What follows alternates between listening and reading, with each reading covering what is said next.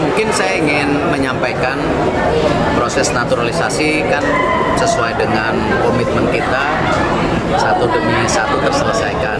Posisinya bisa penyerang kiri, lebih kuat di kiri sebenarnya, tapi dia bisa kanan dan di tengah.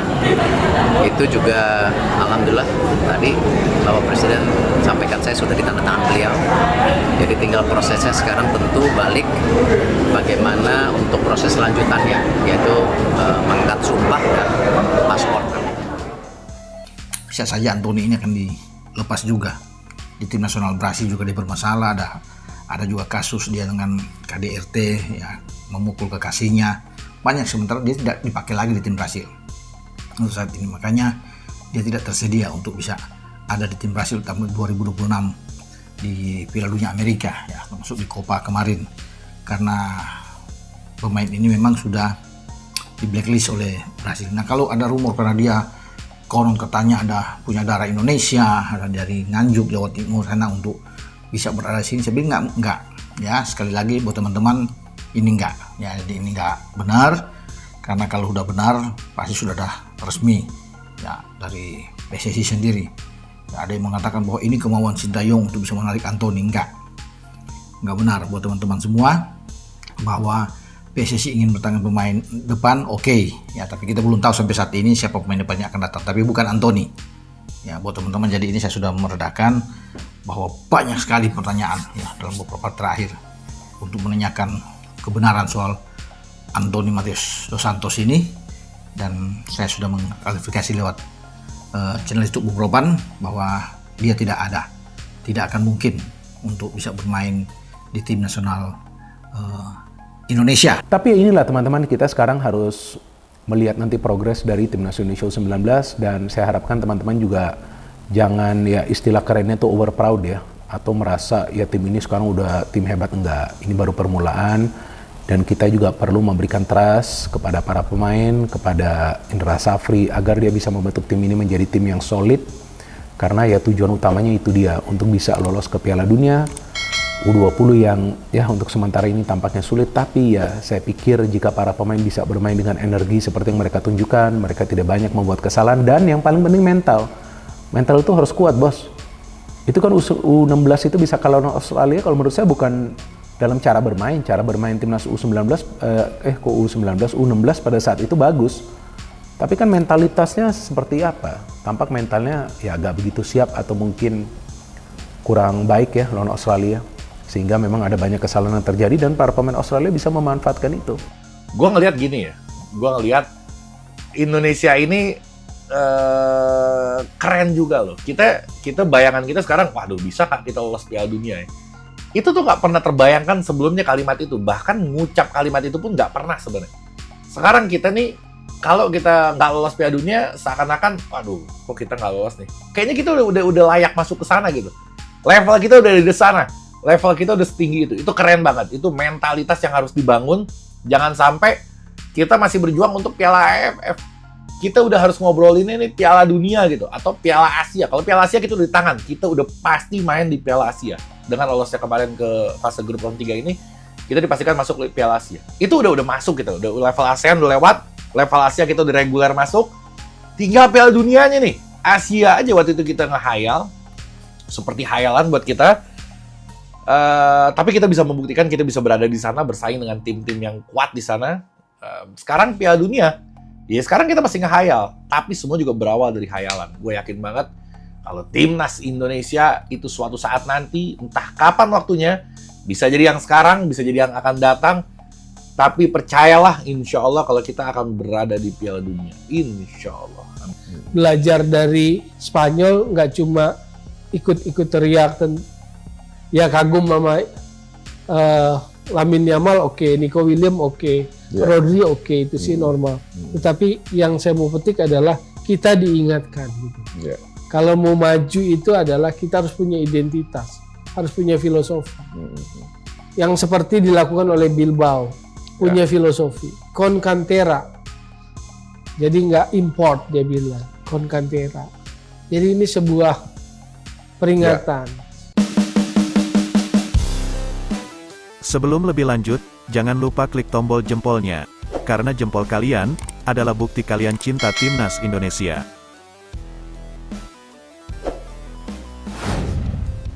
Rumor soal pemain yang akan menjadi target naturalisasi kian liar.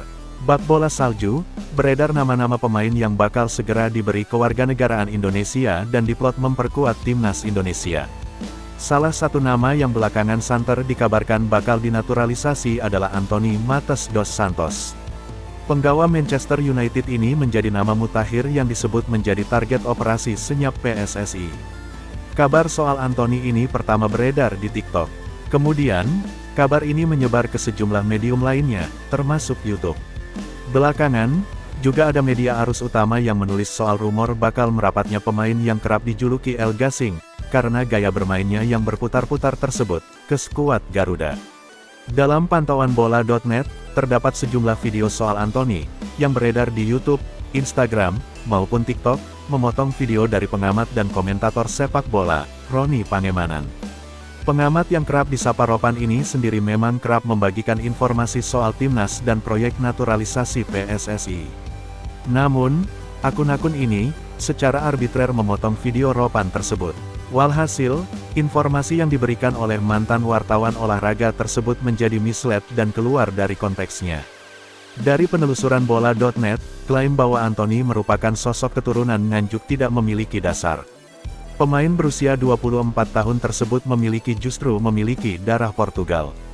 Darah Portugal Anthony mengalir dari kedua orang tuanya. Ibunya bernama Cremildra Prudencio Matheus. Sementara, ayahnya memiliki nama keluarga Dos Santos. Kedua orang ini lahir di Brasil. Namun, kakek nenek Anthony dari ayah dan ibunya semua berasal dari Portugal.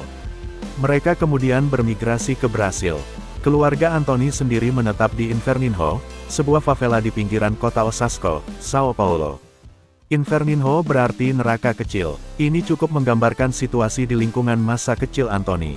Jadi, klaim bahwa Anthony memiliki keturunan Nganjuk sama sekali tidak berdasar. Selain itu, ada satu hal lagi yang membuat proses naturalisasi Anthony menjadi mustahil. Pemain bertinggi 174 cm ini sudah sempat memperkuat timnas Brasil. Bahkan, dalam penampilannya tersebut, ia sempat mencetak 2 gol bagi Selecao. Anthony terakhir kali membela Brasil dalam ajang resmi adalah di perempat final Piala Dunia 2022. Dalam laga kontra Kroasia, tanggal 9 Desember tahun 2022 tersebut, Brasil kalah dengan skor 3-5. Dalam laga tersebut, usia Anthony sudah lebih dari 22 tahun. Sementara, dalam Statuta FIFA edisi 2022 pasal 9 ayat 2.c tentang perpindahan asosiasi, tertulis bahwa pemain yang pernah membela tim nasional di kompetisi resmi tak boleh lebih dari 21 tahun jika ingin pindah federasi. Memang ada celah untuk menaturalisasi Anthony, jika memang dipaksakan. Namun, PSSI tentu berhitung kerepotan yang akan mereka hadapi dalam proses naturalisasi tersebut. Mereka hampir bisa dipastikan bakal berkaca dari berlarutnya proses pindah federasi Maarten Paes. Bahkan, sejauh ini, belum ada kepastian apakah Paes, yang sudah jadi WNI bisa bermain pada putaran ketiga kualifikasi Piala Dunia 2024 mendatang. Sementara itu, Ropan, yang videonya dipotong oleh sejumlah akun penyebar kabar hoaks ini, juga mengeluarkan bantahan. Dalam kanal YouTube, Bung Ropan, ia menilai bahwa kabar ini bohong belaka. Memang benar sekarang PSSI sedang mencari pemain di lini serang untuk di putaran ketiga kualifikasi Piala Dunia 2026 karena ini kan menjadi salah satu kelemahan. Namun, kalau soal Anthony, saya pikir ini hoaks ya. Menurut saya tidak benar bahwa dia akan memperkuat tim Indonesia, ucap Ropan. Saya sebenarnya nggak mau bicara soal Anthony ini karena percuma untuk bicara soal Anthony ini. Dia sudah bermain bersama tim senior Brasil. Mana bisa ia bermain buat tim nasional Indonesia? Tukasnya. Berita selanjutnya. Bertemu Erick Thohir sebelum Olimpiade Paris, Presiden FIFA puji prestasi timnas Indonesia setahun terakhir. Ketua Umum PSSI, Erick Thohir telah bertemu dengan Presiden FIFA, Gianni Infantino di Paris, Prancis pekan ini. Erick Thohir ke Paris untuk menghadiri pembukaan markas baru FIFA. Pada kesempatan tersebut, orang nomor 1 di PSSI tersebut bertemu dengan Gianni Infantino. Gianni Infantino memberikan pujian besar saat bersua Erick Thohir. Pujian tersebut ditujukan kepada perkembangan sepak bola Indonesia akhir-akhir ini. Erik juga mengaku bahwa perkembangan sepak bola Indonesia juga tak terlepas dari bantuan FIFA selama ini. Senang bisa bertemu dengan sahabat saya, Presiden FIFA, Gianni Infantino di Prancis, sebelum Olimpiade Paris 2024, ujar Erick Thohir di akun Instagram pribadinya. Transformasi sepak bola Indonesia terus berjalan ke arah yang semakin baik dengan bimbingan dari Presiden Gianni, ujarnya. Erick Thohir berterima kasih kepada dukungan FIFA atas Indonesia saat menjadi tuan rumah Piala Dunia U17 2023. Dukungan FIFA membuat Indonesia sukses menjadi tuan rumah turnamen Piala Dunia U17 2023. Turnamen tersebut jadi ajang perdana di bawah FIFA yang digelar di Indonesia. Dengan kepercayaan dan dukungan dari Presiden Gianni Infantino, ujar Erick Thohir. Indonesia berhasil menjadi tuan rumah FIFA U17 World Cup 2023. Ini menjadi turnamen level dunia pertama yang diadakan di Indonesia, ujarnya. Selain itu, Gianni Infantino juga mengirim pujian kepada pencapaian timnas Indonesia dalam setahun terakhir. Di level U23, timnas Indonesia berhasil menembus babak semifinal Piala Asia U23 2024. Di level senior, timnas Indonesia berhasil lolos ke babak 16 besar Piala Asia 2023. Selain itu, timnas Indonesia berhasil lolos ke ronde ketiga kualifikasi Piala Dunia 2026. Perjalanan tim Garuda bakal dimulai pada September tahun 2024 mendatang. Timnas Indonesia U23 juga berhasil mencatatkan sejarah dengan melaju ke semifinal Piala Asia U23 2024, ujar Erick Thohir. Di level senior timnas Indonesia juga berhasil melangkah ke babak kedua Piala Asia 2023 dan melaju ke ronde ketiga kualifikasi Piala Dunia 2026, katanya. Menurut Erick, semua pencapaian ini tidak akan terwujud tanpa dukungan Gianni Infantino selaku Presiden FIFA. Pencapaian ini tidak lepas dari perhatian dan dukungan luar biasa dari Presiden Gianni untuk sepak bola Indonesia, ujar Erick. Terima kasih Presiden Gianni yang selalu berusaha sepenuh hati untuk membuat sepak bola selalu dicintai di seluruh dunia, ujarnya. Ya, kalau saya percaya bola itu bundar. Ya, kalau kita tidak kasih kendor, kita terus bisa memberikan terbaik siapapun, ya kita bisa coba buat kejutan. Memang kita di grup neraka, ya kembali kita sebagai bangsa yang besar, yang punya kemauan maju, ya kita tidak boleh istilahnya merendahkan diri kita atau nggak optimis kita kalah sama mereka. Enggak lah, kita harus lawan, kita buktikan kita bisa ngalahin Cina, kita bisa ngalahin Bahrain, kita bisa juga mungkin bikin kejutan. Ya. Di grup kita ini ngeri-ngeri juga sebenarnya lawannya. Ada satu lagi Indonesia. Nah ini menjadi debutan. Bahkan gini, sekelas pelatih Jepang aja sampai menasehati atau memberi ultimatum kepada Australia, Arab Saudi, Bahrain dan lain-lain untuk tidak menganggap remeh timnas Indonesia. Karena bagi dia Indonesia yang sekarang ini berubah setelah ditangani oleh Sintayong. Sebenarnya berubah setelah banyak pemain keturunan yang masuk, itu tambahan perubahannya sebenarnya di sana gitu. Walaupun kita kalah lawan Jepang, tapi kita sedikit agak berani ngelawan waktu itu, dan ini menjadi kekhawatiran tim-tim di Asia ini untuk Indonesia beberapa tahun ke depan gitu. Dia nasehatin jangan anggap enteng, bahkan sisi positifnya untuk kita ketika kita nggak dianggap tim kuat, kita akan datang dengan tanpa beban gitu. Jadi mau menang mau kalah, beban kita nggak sebesar mereka. Kalau Arab Saudi kalah sama Indonesia, malunya 7 turunan dia. Tapi kalau kita kalah sama Arab Saudi, mudah-mudahan nggak terjadi, ya kita masih bisa menerima gitu. Nah ini menjadi kekuatan utama kita, menjadi kekuatan timnas Indonesia untuk bisa mengalahkan tim-tim seperti itu. Biasanya tim yang dianggap lemah itu bisa mengalahkan tim yang dianggap kuat. Karena apa? Karena yang kuat akan sombong, dia akan cenderung meremehkan, dan tim yang lemah ini akan membuktikan dengan segala kemampuannya untuk membungkam dunia. Kayak sekarang timnas Indonesia akan mudah-mudahan bisa mengalahkan Arab Saudi, mengalahkan Australia, terus mengalahkan Bahrain, Cina. Dan kita harus bisa untuk membungkam dunia yang selama ini meremehkan Indonesia. Nah artinya dengan permainan yang monoton seperti ini, ya terlihatlah kesulitan bagi para pemain kita untuk create chances. Kalau nggak bisa create big chances, ya gimana caranya bisa mencetak gol? Tapi ini kan ya bahaya juga. Semua pemain ikut maju, pada saat recover mereka terlambat. Nah tampaknya juga mereka ingin terburu-buru mencetak gol. Nah artinya di match kedua ini para pemain justru tampil tegang. Nah ini yang saya bingung. Padahal lawannya juga adalah lawan yang lemah gitu, Kamboja kan. Yang memang kita tahu dari segi rekam jejak belum pernah lolos dari fase grup di kejuaraan AFF U19. Jadi ini karena tampil tegang, semua pemain terlibat dalam menyerang, serangannya juga terus memberikan umpan kepada sektor sayap, main cutback, main memberikan crossing, ya boleh juga sih main crossing asalkan akurat kan. Ya cuma satu yang akurat itu, yang diberikan bola kepada Arkan Kakak kan, dia hampir mencetak gol. Kemudian ada juga peluang dari Arli di dalam kotak penalti, bukannya dia umpan ke Arkan Kakak, dia syuting langsung. Jadi tampak para pemain kita agak tegang di babak pertama itu, ingin mencetak gol secara cepat. Padahal ya ini kan lawan bukan lawan yang kuat, harusnya bisa bermain lebih tenang. Gimana coba kalau sudah ketemu Thailand atau Vietnam di pertandingan kedua?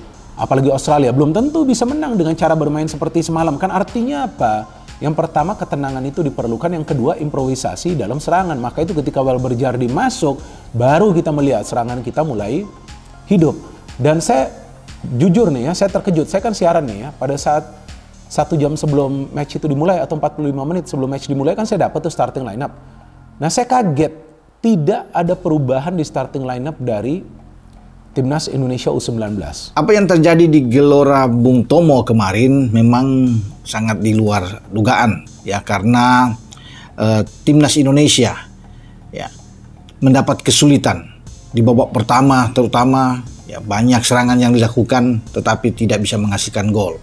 Ya, terlepas dari Kamboja bermain dengan formasi yang lebih bertahan dan melakukan counter attack, mereka bermain dengan formasi 5 belakang, ada 4 gelandang dan membiarkan 1 pemain ada di depan, tapi minimnya kreativitas dari pemain-pemain kita. Ini yang membuat alur serangan memang kurang bagus, sehingga lebih banyak itu lewat sayap, dan ini terbaca oleh lawan. Nah, itu saya pikir dengan sayap kiri dan sayap kanan terus, jadi tidak ada ya permainan yang atraktif di antara para pemain, apalagi dari lini tengah ya untuk bisa mendobrak pertahanan lawan ya. Jadi kemudian ini sehingga serangan itu mau tidak mau harus selalu lewat sayap. Nah, ini yang juga bikin pelatih Indra Safri harus mengubah cara bermain kita ya, terutama di babak kedua. Welber Jardim masuk, Dennis Figo ditarik keluar. Nah di babak kedua ini jauh lebih bagus memang ketika ada beberapa pergantian, termasuk Jens Raven masuk untuk mengisi posisi Arkan Kakak yang di babak pertama memang tidak berkutik sama sekali, sehingga Raven dimainkan sejak di awal babak kedua. Ada perubahan memang di sini, pemain-pemain lawan lebih terfokus untuk bisa menempel, menjaga ketat Jens Raven, bahkan ada 2-3 pemain yang harus bisa menjaga pemain FC Dordrecht ini. Raven memang tidak mencetak gol, tapi setidaknya kita mampu mengontrol pertandingan dengan baik dan Welber memimpin lini tengah dengan sangat bagus ya, mendistribusi bola dengan baik ya di tengah dan membuat peluang kita hanya soal waktu untuk bisa mencetak gol. Sebelum lebih lanjut, jangan lupa klik tombol jempolnya, karena jempol kalian adalah bukti kalian cinta Timnas Indonesia.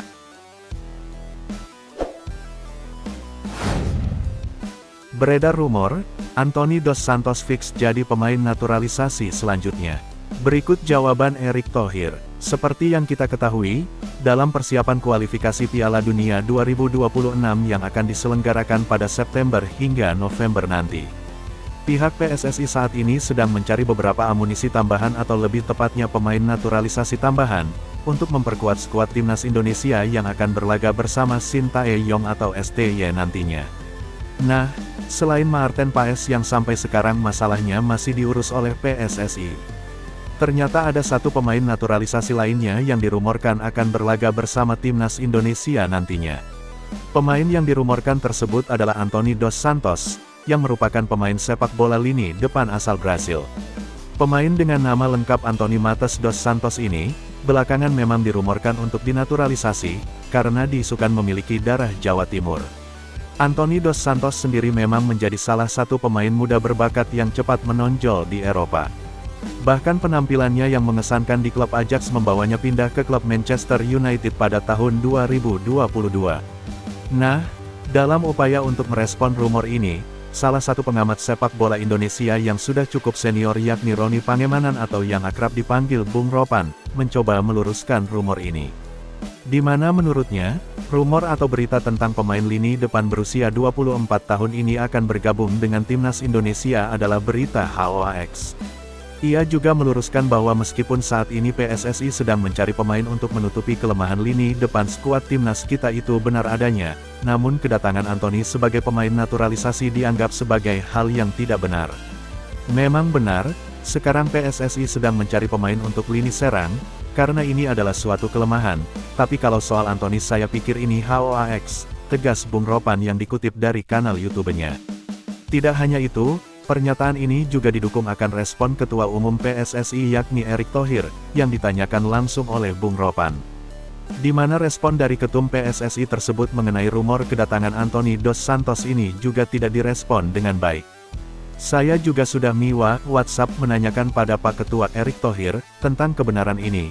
Namun, nggak ada respon apa-apa, ungkap Bung Ropan pada video YouTube yang diunggah tanggal 22 Juli tahun 2024 kemarin. Setelah itu, Bung Ropan juga menambahkan bahwa ia sebenarnya tidak ingin membicarakan peluang apapun untuk Anthony Dos Santos bisa bermain dengan timnas Indonesia. Karena faktanya Anthony sudah bermain bersama tim senior Brasil saat ini, sehingga rumor ini dinilai sangat tidak mungkin dan tidak perlu untuk dibahas. Percuma, untuk membicarakan Anthony ini, dia sudah bermain dengan tim senior Brasil, mana bisa, ujar Bung Ropan. Sudah 9 pertandingan ia bermain dengan tim senior Brasil, di tim U23 bahkan ia sudah memainkan lebih dari 20 pertandingan, ujarnya. Bung Ropan juga meluruskan bahwa fakta terkait Anthony Dos Santos yang berdarah Nganjuk, Jawa Timur ini dinilai masih diragukan. Karena menurutnya, jika memang benar PSSI juga pasti meresmikan hal ini dan memberitahunya langsung. Ada yang bilang konon katanya ada darah Indonesia, Nganjuk, Jawa Timur, untuk bermain dengan timnas di sini, itu tidak benar ungkapnya. Karena kalau benar, pasti udah resmi dari PSSI sendiri, tutur Bung Ropan terkait rumor tersebut.